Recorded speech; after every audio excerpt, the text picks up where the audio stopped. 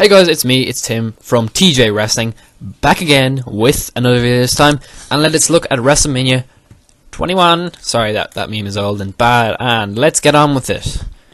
This show, taglined Wrestlemania Goes Hollywood, quotation marks there, is an interesting one. It was April 3rd, 2005, attendance 20,000 from the venue of the Staples Center. It was back to the arenas. I guess 20 was in an arena, Madison Square Garden, but 19 was in a big stadium, so it was kind of a weird changeover. I'm not sure why they did this, but they did it anyways.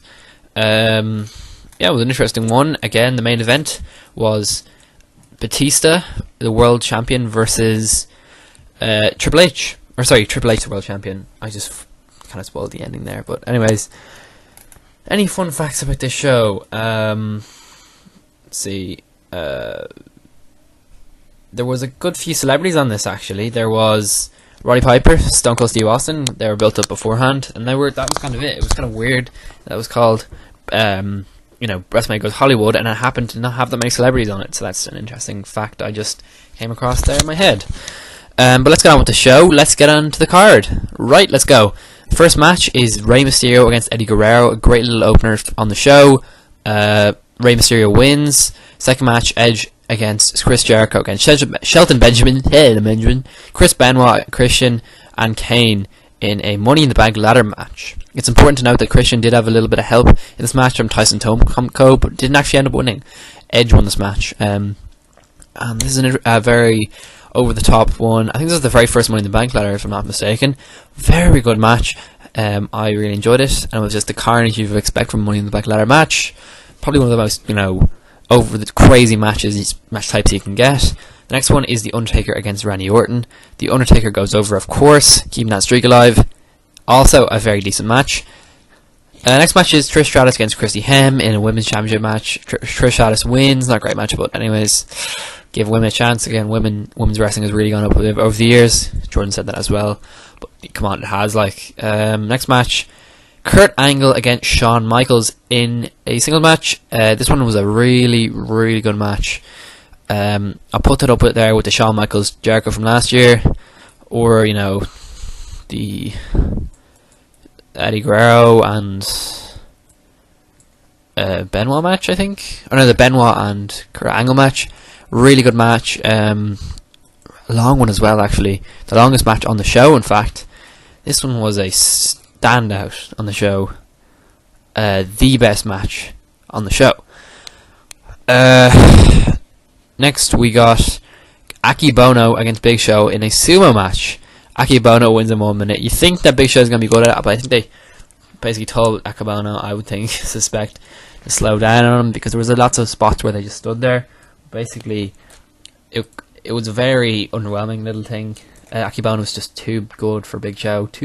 It's not like Big Show was anyway it's performing. He went for a risk and it ended up backfiring on him. So yeah, anyways, he lost.